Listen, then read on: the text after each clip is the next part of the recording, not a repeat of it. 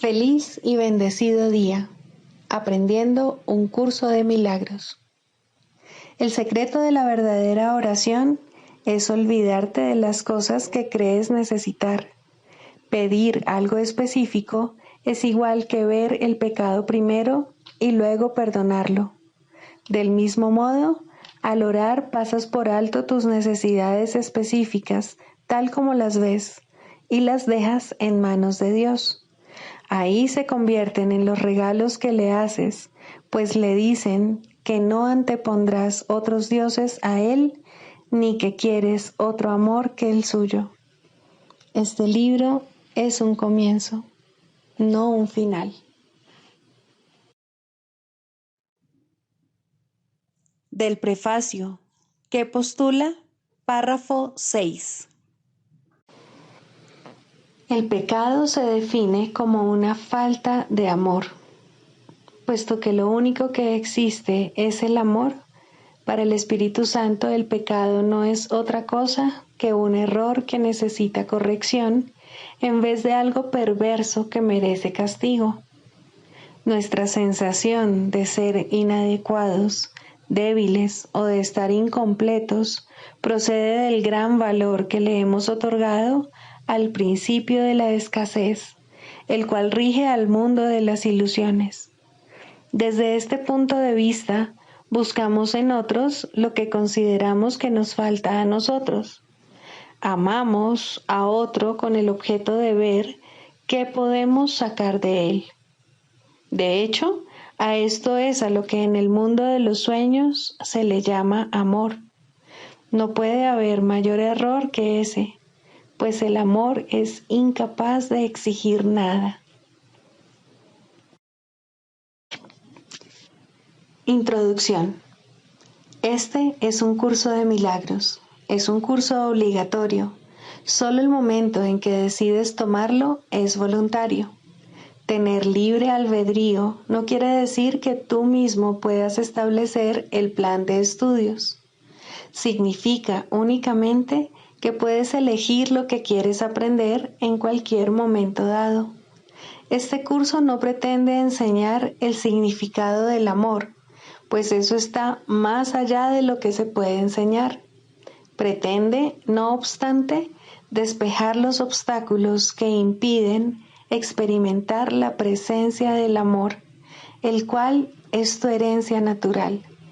Lo opuesto al amor es el miedo, pero aquello que todo lo abarca no puede tener opuestos. Este curso puede, por lo tanto, resumirse muy simplemente de la siguiente manera. Nada real puede ser amenazado. Nada irreal existe. En esto radica la paz de Dios.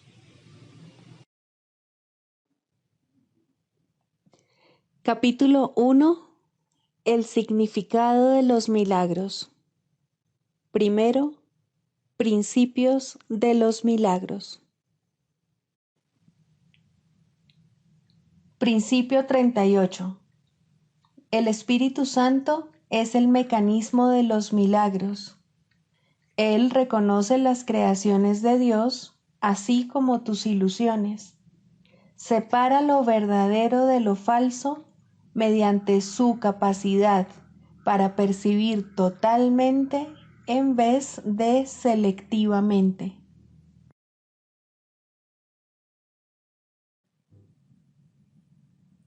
Capítulo 5.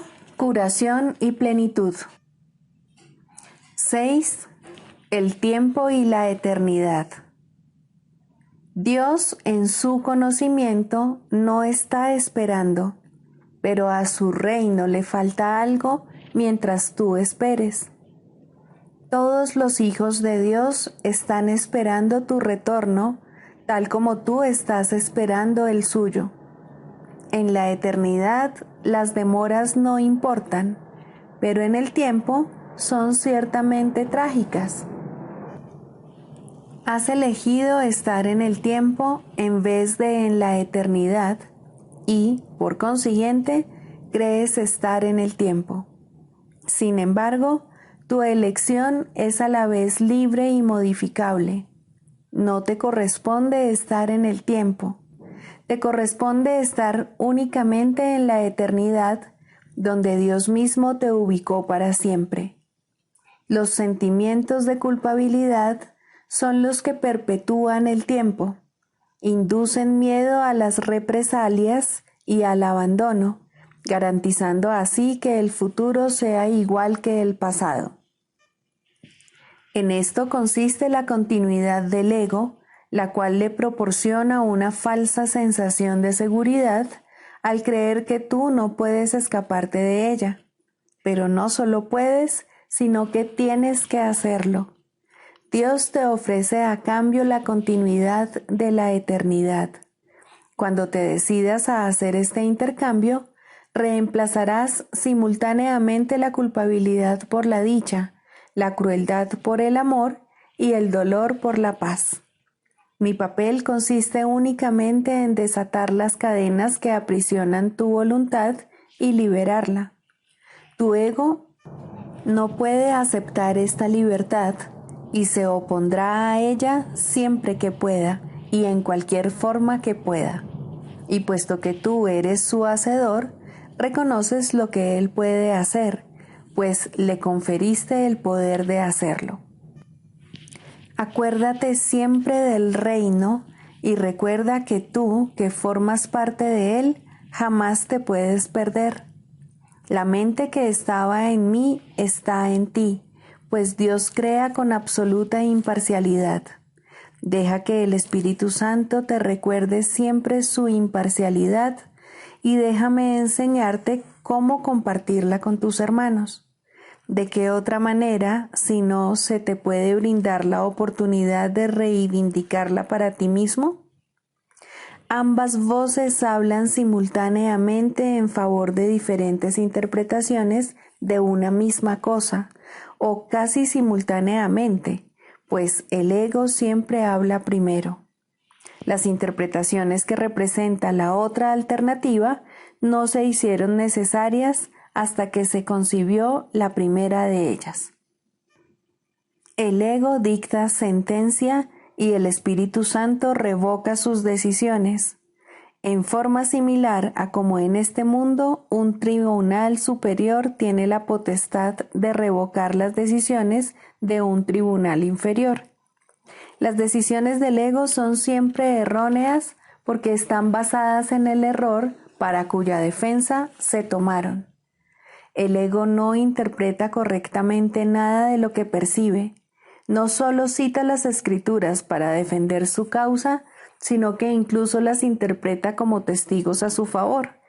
A juicio del ego, la Biblia es algo temible. Al percibirla como algo temible, la interpreta con miedo. Al sentir miedo, no apelas al Tribunal Supremo porque crees que también fallaría en tu contra. Existen muchos ejemplos que muestran la forma en que las interpretaciones del ego son engañosas, pero con unos pocos bastará para mostrar cómo el Espíritu Santo puede reinterpretarlas bajo su propia luz. Para el Espíritu Santo, lo que el hombre sembrare, eso cosechará, quiere decir que lo que consideres digno de ser cultivado, lo cultivarás en ti mismo. Considerar que algo es valioso es lo que lo hace valioso para ti. Mía es la venganza, dice el Señor, puede reinterpretarse fácilmente si recuerdas que las ideas se expanden solo al compartirse. La aseveración subraya el hecho de que la venganza no se puede compartir. Dásela, por lo tanto, al Espíritu Santo, quien te librará de ella, puesto que no le corresponde estar en tu mente, la cual forma parte de Dios. De acuerdo con la interpretación del ego, castigaré los pecados de los padres hasta la tercera y cuarta generación. Es una aseveración especialmente cruel. Se convierte simplemente en un intento por parte del ego de garantizar su propia supervivencia. Para el Espíritu Santo, la frase significa que en las generaciones posteriores Él todavía podrá reinterpretar lo que las generaciones previas habían entendido mal, anulando así la capacidad de dichos pensamientos para suscitar miedo. Los impíos perecerán se convierte en una declaración de expiación si se entiende la palabra perecerán con el significado de serán deshechos. Todos los pensamientos no amorosos tienen que ser deshechos, palabra esta que el ego ni siquiera puede entender. Para el ego, deshacer significa destruir. El ego no será destruido porque forma parte de tu pensamiento, pero como no es creativo y es, por consiguiente, incapaz de compartir, será reinterpretado de otra manera para así liberarte del miedo. La parte de la mente que le diste al ego regresará simplemente al reino, donde a toda ella le corresponde estar. Puedes demorar la compleción del reino, pero no puedes introducir el concepto de miedo en él. No tienes por qué temer que el Tribunal Supremo te vaya a condenar. Este simplemente declarará sin lugar el caso contra ti. No puede haber caso contra un hijo de Dios, y todo testigo que da fe de la culpabilidad de las creaciones de Dios está levantando falso testimonio contra Dios mismo. Apela jubilosamente todo lo que creas al propio Tribunal Supremo de Dios, ya que éste habla por él, y, por consiguiente, lo que afirma es la verdad. Declarará sin lugar el caso contra ti, no importa cuán cuidadosamente lo hayas preparado. Lo podrás haber planeado a prueba de todo, pero no está a prueba de Dios. El Espíritu Santo no le dará audiencia, pues Él solo puede dar testimonio de la verdad. Su veredicto será siempre: tuyo es el reino, porque el Espíritu Santo te fue dado para recordarte lo que eres. Cuando dije, yo he venido como una luz al mundo, lo que quise decir fue que vine a compartir la luz contigo. Recuerda mi referencia al espejo tenebroso del ego y recuerda también que dije, no mires ahí. Todavía sigue siendo cierto que es a ti a quien le corresponde decidir dónde has de buscar para encontrarte a ti mismo. La paciencia que tengas con tu hermano es la misma paciencia que tendrás contigo mismo. ¿No es acaso digno un hijo de Dios de que se tenga paciencia con él?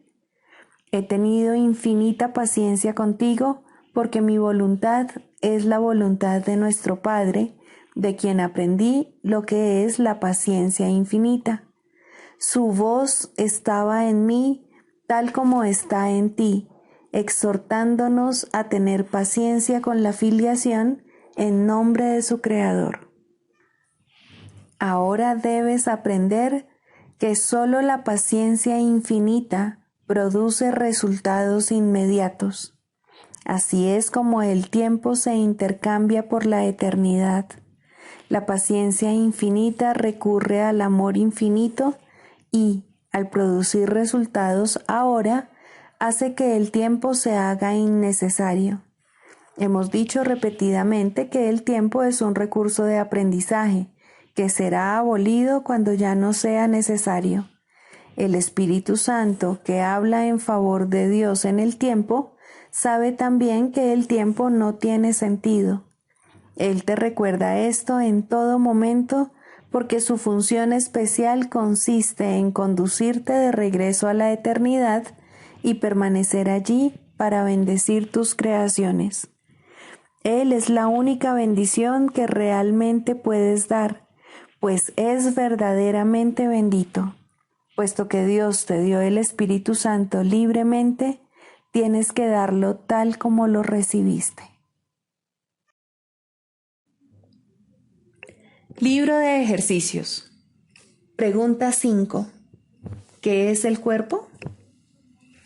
El cuerpo es una cerca que el Hijo de Dios se imagina haber erigido para separar partes de su ser de otras partes.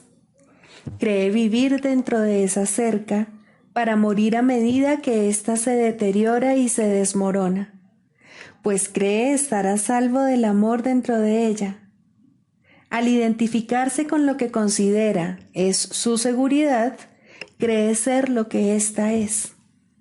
¿De qué otro modo, si no, podría estar seguro de que permanece dentro del cuerpo y de que mantiene al amor afuera? El cuerpo no perdurará.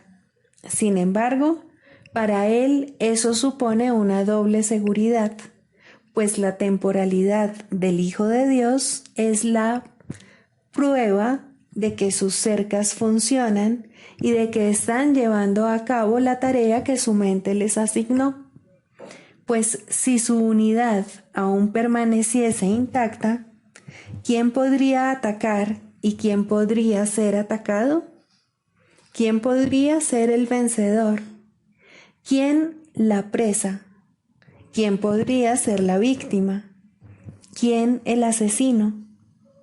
Y si él no muriese, ¿qué prueba habría de que el eterno Hijo de Dios puede ser destruido?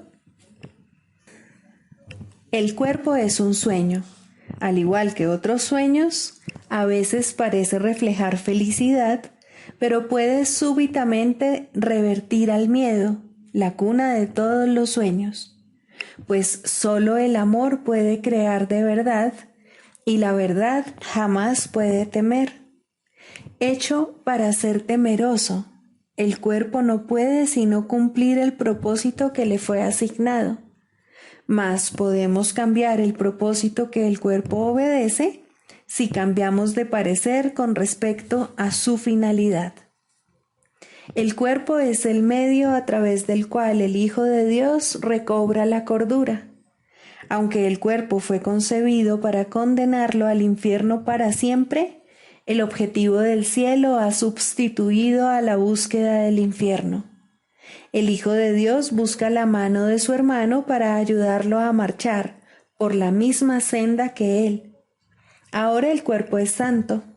Ahora su propósito es sanar la misma mente para dar muerte a la cual fue concebido. Te identificarás con lo que pienses que te ha de dar seguridad. Sea lo que sea, creerás que ello es lo que tú eres. Tu seguridad reside en la verdad, no en las mentiras.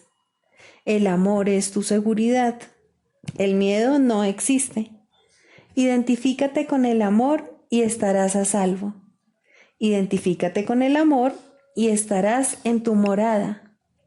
Identifícate con el amor y hallarás tu ser. Lección 266. Mi santo ser mora en ti, Hijo de Dios. Padre, me diste todos tus hijos para que fuesen mis salvadores y mis consejeros de visión, los heraldos de tu santa voz. En ellos tú te ves reflejado y en ellos Cristo me contempla desde mi ser. No permitas que tu Hijo se olvide de tu santo nombre. No permitas que tu Hijo se olvide de su santo origen. No permitas que tu Hijo se olvide de que su nombre es el tuyo. En este día entramos al paraíso, invocando el nombre de Dios y el nuestro, reconociendo nuestro ser en cada uno de nosotros y unidos en el santo amor de Dios. ¿Cuántos salvadores nos ha dado Dios? ¿Cómo podríamos perdernos en nuestro trayecto hacia Él, cuando Él ha poblado el mundo con aquellos que señalan hacia Él y nos ha dado la vista para poder contemplarlos?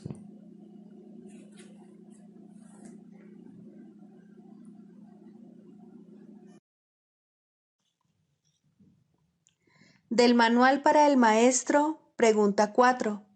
¿Cuáles son las características de los maestros de Dios? 3. Tolerancia. Los maestros de Dios no juzgan. Juzgar es ser deshonesto, pues es asumir un papel que no te corresponde. Es imposible juzgar sin engañarse uno a sí mismo. Juzgar implica que te has engañado con respecto a tus hermanos. ¿Cómo entonces no te ibas a haber engañado con respecto a ti mismo? Juzgar implica falta de confianza, y la confianza sigue siendo la piedra angular de todo el sistema del pensamiento del Maestro de Dios. Si la pierde, todo su aprendizaje se malogra. Sin juicios, todas las cosas son igualmente aceptables, pues en tal caso, ¿quién podría juzgarlas? Sin juicios, todos los hombres son hermanos, pues en ese caso, ¿quién se encontraría aparte? Juzgar destruye la honestidad y quebranta la confianza. El Maestro de Dios no puede juzgar y al mismo tiempo espera aprender.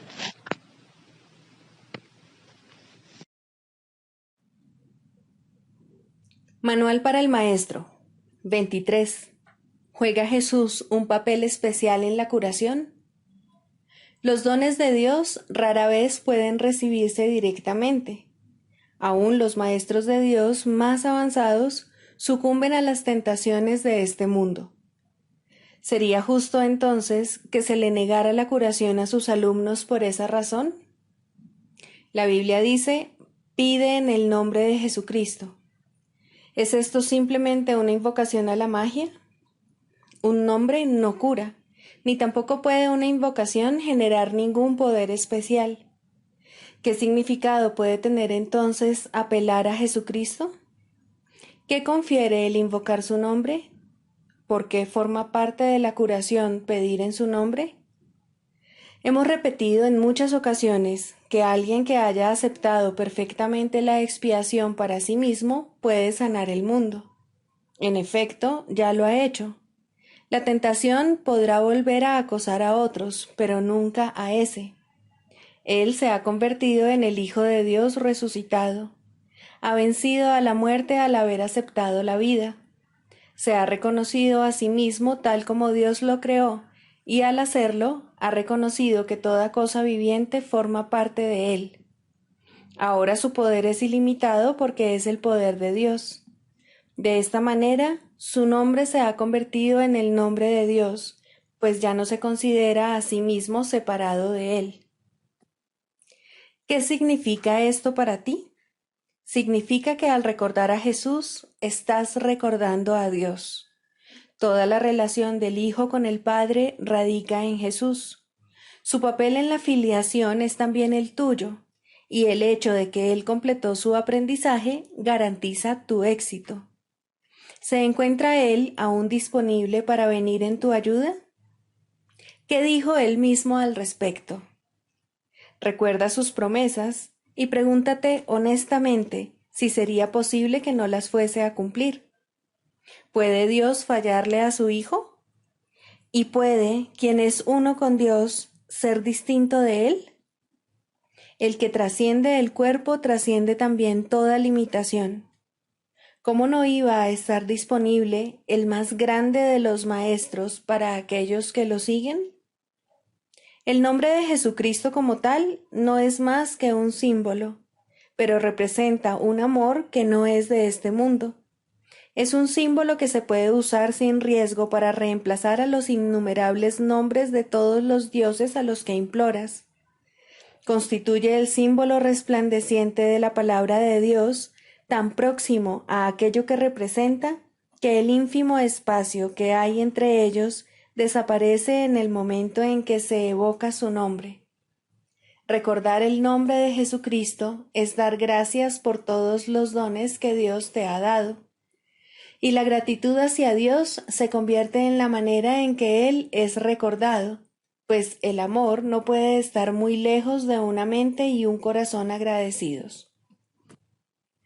Dios puede entonces entrar fácilmente, porque estas son las verdaderas condiciones que hacen posible tu retorno al hogar. Jesús ha señalado el camino, ¿porque no habrías de estarle agradecido? Te ha pedido amor, mas solo para Él poder dártelo a ti. Tú no te amas a ti mismo, pero para Jesús, tu hermosura es tan absoluta e inmaculada que ve en ella la imagen de su Padre.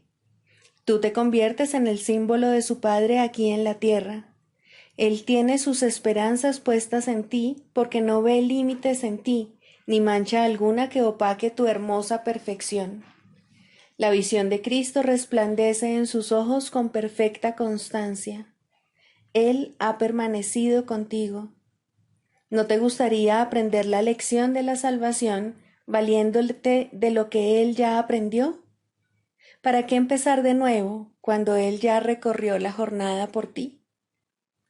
Nadie en la tierra puede entender plenamente lo que es el cielo, ni cuál es el verdadero significado de su Creador. Sin embargo, tenemos testigos. A ellos es a quienes el que es sabio debe acudir. Han existido personas cuyo conocimiento sobrepasó con mucho lo que nosotros podemos aprender, y no queremos enseñar las limitaciones que nos hemos impuesto. Nadie que se haya convertido en un maestro de Dios verdadero y completamente dedicado se olvida de sus hermanos. Lo que les puede ofrecer, no obstante, se ve limitado por lo que él mismo ha aprendido. Dirígete entonces hacia uno que abandonó todo límite y fue más allá del alcance más elevado que el aprendizaje puede ofrecer. Él te llevará consigo, pues no llegó hasta allí solo. Estabas con él entonces, tal como lo estás ahora. Este curso procede de él, porque sus palabras llegan a ti en un lenguaje que puedes amar y comprender. ¿Puede haber otros maestros que señalen el camino a aquellos que hablan lenguas distintas y recurren a símbolos diferentes? Por supuesto que sí. ¿Dejaría Dios a uno solo de sus hijos sin una ayuda muy real en tiempos de tribulación, sin un Salvador que lo representase? Aún así, necesitamos un programa de estudios polifacético, no porque el contenido sea diferente, sino porque los símbolos tienen que modificarse y cambiar para poder ajustarse a las diferentes necesidades. Jesús ha venido a responder las tuyas.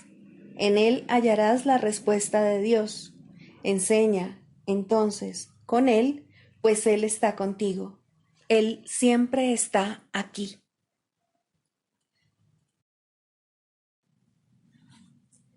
Manual para el maestro. Clarificación de términos. 6. El Espíritu Santo. Jesús es la manifestación del Espíritu Santo, a quien Él invocó para que descendiese sobre la tierra después de su ascensión al cielo, es decir, después de haberse identificado completamente con el Cristo, el Hijo de Dios tal como Él lo creó. Al ser el Espíritu Santo una creación del único Creador, y al crear junto con Él y a su semejanza o espíritu, es eterno y nunca ha cambiado. Fue invocado para que descendiese sobre la tierra, en el sentido de que entonces se hizo posible aceptarle y escuchar su voz. Su voz es la voz de Dios y, por lo tanto, ha adquirido forma. Dicha forma no es su realidad, la cual solo Dios conoce junto con Cristo, su verdadero Hijo, quien es parte de Él. Al Espíritu Santo se le describe a lo largo del curso como aquel que nos ofrece la respuesta a la separación y nos trae el plan de la expiación, al asignarnos el papel especial que nos corresponde desempeñar en dicho plan y mostrarnos exactamente en qué consiste. Él ha designado a Jesús como el líder para llevar a cabo su plan. ya que Jesús fue el primero en desempeñar perfectamente su papel. Se le ha dado pleno poder en el cielo y en la tierra, y lo compartirá contigo cuando tú hayas desempeñado el tuyo.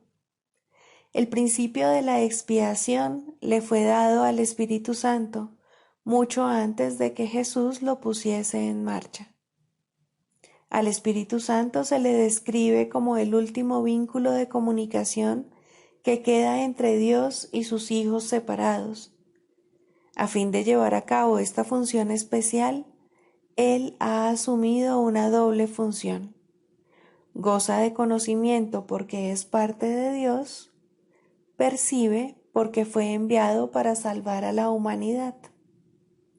Él es el gran principio corrector, el portador de la verdadera percepción, el poder intrínseco de la visión de Cristo. Él es la luz en la que se percibe el mundo perdonado, en el que solamente puede verse la faz de Cristo. Él nunca se olvida del Creador ni de su creación. Él nunca se olvida del Hijo de Dios. Él nunca se olvida de ti. Te brinda el amor de tu Padre en un eterno resplandor que nunca será extinguido, porque Dios mismo lo depositó ahí. El Espíritu Santo mora en la parte de tu mente, que es parte de la mente de Cristo. Él representa a tu ser y a tu Creador, quienes son uno. Habla por Dios y también por ti, ya que está unido a ambos. Por consiguiente, Él es la prueba de que ambos son uno solo. El Espíritu Santo parece ser una voz, pues de esa forma es como te comunica la palabra de Dios. Parece ser un guía por tierras lejanas, pues esa es la clase de ayuda que necesitas. Y también parece ser cualquier cosa que satisfaga las necesidades que creas tener. Pero Él no se engaña cuando te percibes a ti mismo atrapado por necesidades que no tienes. De ellas es de las que quiere liberarte. De ellas es de las que quiere ponerte a salvo. Tú eres su manifestación en este mundo. Tu hermano te invoca para que seas su voz junto con él. Por sí solo no puede ser el ayudante del Hijo de Dios, pues por sí solo no tiene ninguna función. Pero unido a ti es el resplandeciente Salvador del mundo, cuyo papel en la redención de éste tú has completado. Él te da las gracias a ti y a tu hermano, pues te elevaste con él cuando él empezó a salvar al mundo, y estarás con él cuando el tiempo haya cesado y ya no quede ni rastro de los sueños de rencor en los que bailabas al compás de la exangüe música de la muerte, pues en su lugar se oirá el himno a Dios por unos momentos más, y luego ya no se oirá más la voz, ya que no volverá a adoptar ninguna forma, sino que retornará a la eterna amorfía de Dios. Tercero, el papel del psicoterapeuta. El psicoterapeuta es un líder en el sentido de que camina ligeramente delante del paciente y le ayuda a evitar algunas de las trampas del camino al verlas primero.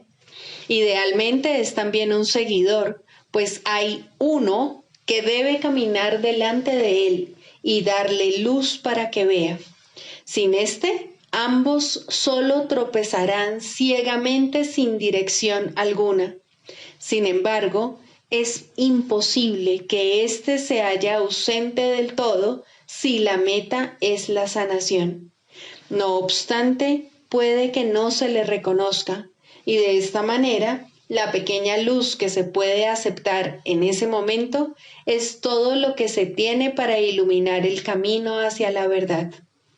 La sanación está restringida tanto por las limitaciones del psicoterapeuta como por las del paciente. El objetivo del proceso, por tanto, es trascender estos límites. Ninguno de los dos puede hacer esto solo, pero cuando se unen, se les ha dado la potencialidad para trascender todas las limitaciones. Ahora el alcance de su éxito depende de qué tanto de su potencialidad están dispuestos a usar. La voluntad puede provenir de cualquiera de los dos al principio, y en cuanto el otro la comparta, crecerá. El progreso se convierte en un asunto de decisión. Puede alcanzar casi hasta el cielo o no alejarse del infierno más que un paso o dos. Es muy posible que la psicoterapia parezca fracasar. Incluso es posible que el resultado parezca un retroceso, pero al final tiene que haber algún éxito. Uno pide ayuda, otro escucha y trata de responder en forma de ayuda. Esta es la fórmula de la salvación y tiene que sanar. Solo las metas divididas pueden interferir en la sanación perfecta. Un terapeuta sin ningún ego podría sanar el mundo sin una palabra, por el solo hecho de estar ahí. No necesita que nadie lo vea o le hable o incluso sepa de su existencia. Su simple presencia es suficiente para sanar. El terapeuta ideal es uno con Cristo, pero la sanación es un proceso, no un hecho. El terapeuta no puede progresar sin el paciente y el paciente no puede estar listo para recibir a Cristo o de lo contrario no podría estar enfermo. En un sentido, el terapeuta sin ego es una abstracción que se encuentra al final del proceso de sanación, demasiado avanzado para creer en la enfermedad y demasiado cerca de Dios para conservar sus pies en la tierra. Ahora Él puede ayudar a través de aquellos que necesitan ayuda, pues de esta manera está llevando a cabo el plan establecido para la salvación. El psicoterapeuta se convierte en su paciente al trabajar a través de otros pacientes para expresar sus pensamientos a medida que los recibe de la mente de Cristo. El canto de la oración. 2. El perdón. Introducción. El perdón da alas a la oración para que su ascenso sea fácil y su progreso veloz. Sin su fuerte apoyo sería inútil tratar de ir más allá del primer peldaño de la oración o incluso intentar ascender. El perdón es el aliado de la oración, su hermano en el plan para tu salvación. Ambos vendrán a sostenerte y a mantener tus pies firmemente plantados y tu propósito fuerte e inalterable.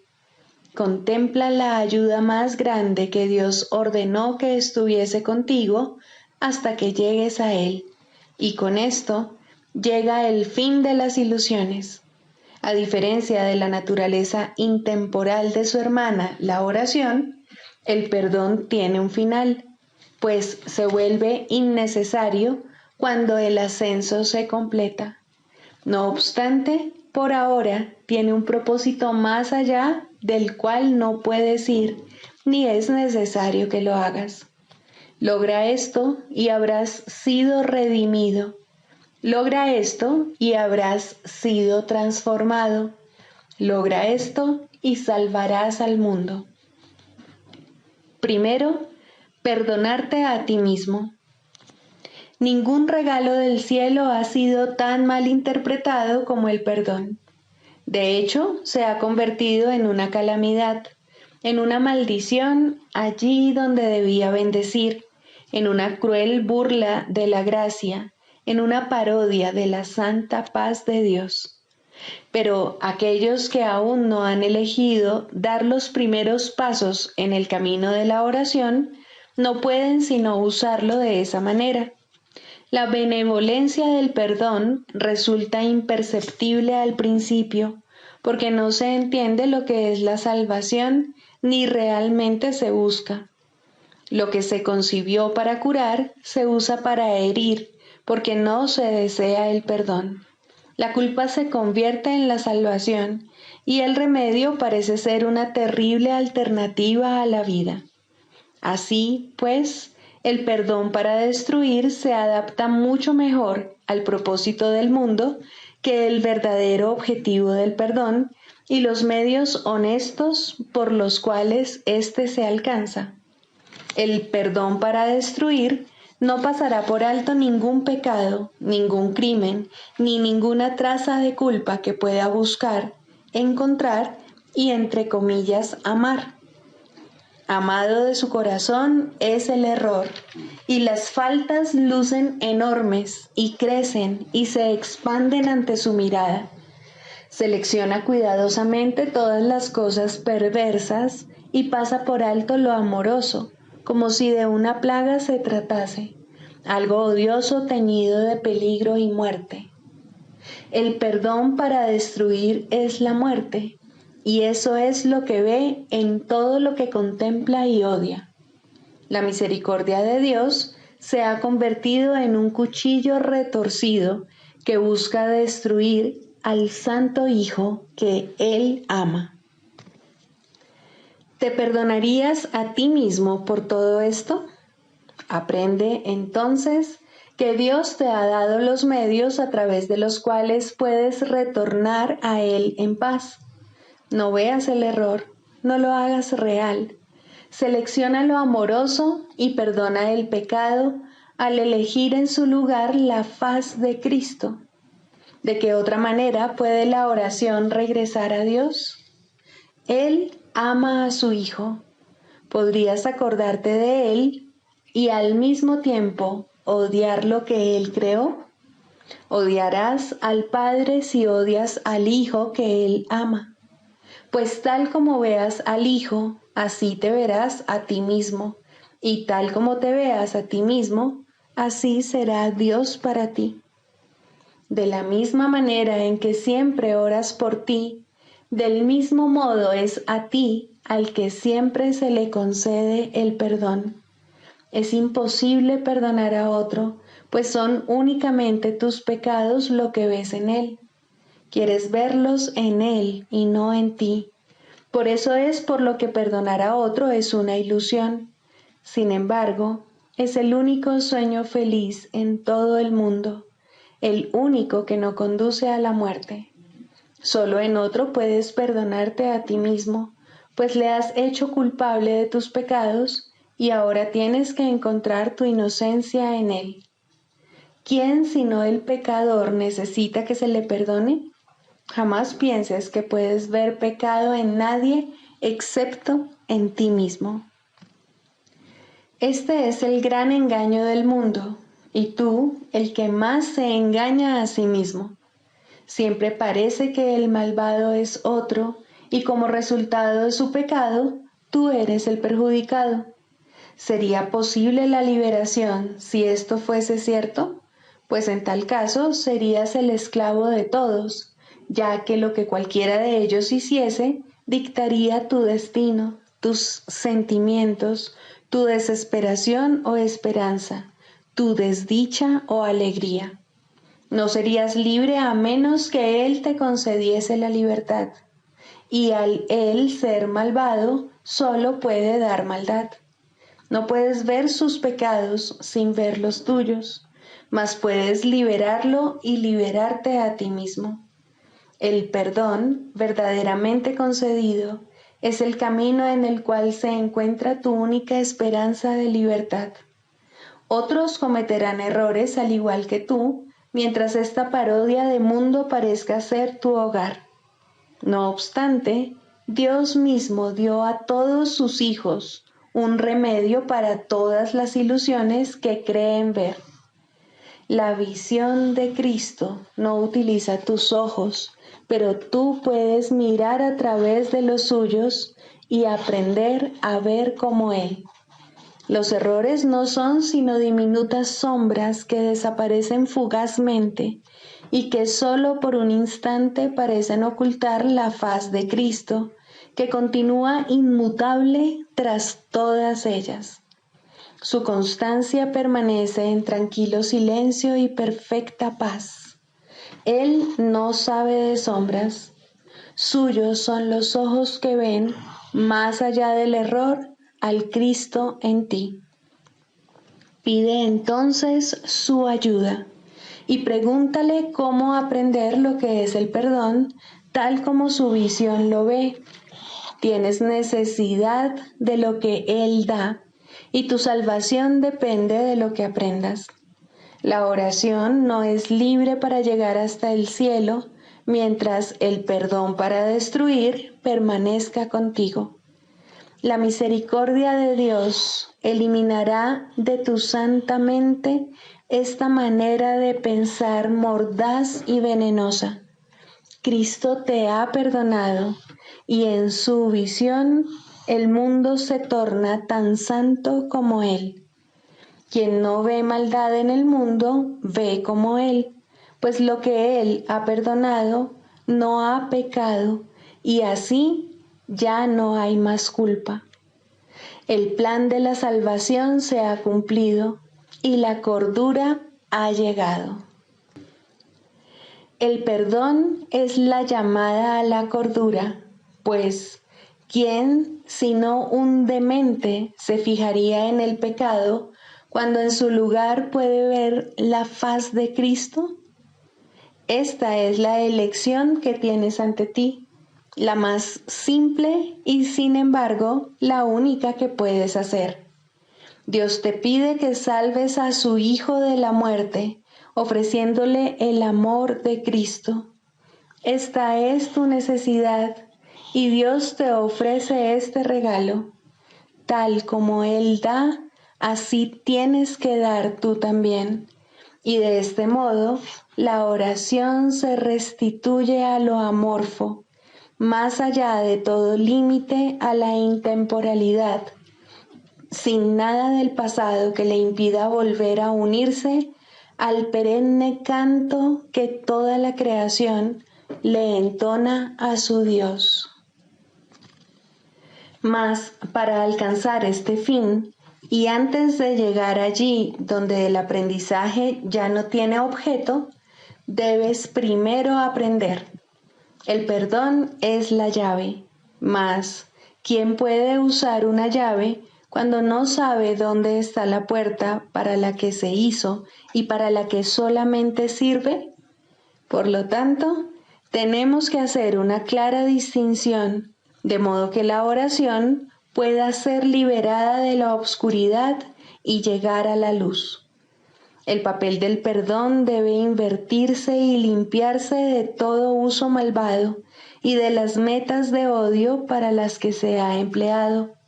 El perdón para destruir debe ponerse al descubierto en toda su perfidia y luego abandonarse para siempre. No debe quedar ni el más mínimo vestigio de él si el plan que Dios estableció para tu retorno ha de lograrse al fin y el aprendizaje concluir. Este es el mundo de los opuestos y tienes que elegir entre ellos a cada instante mientras el mundo siga siendo real para ti. No obstante, debes aprender cuáles son las alternativas que verdaderamente tienes, o no serás capaz de lograr tu libertad. Deja, pues, que te resulte claro lo que el perdón en realidad significa para ti, y aprende lo que debería hacer para hacerte libre. El nivel de tu oración depende de ello, pues aquí espera por su libertad para elevarse del mundo del caos y llegar a la paz.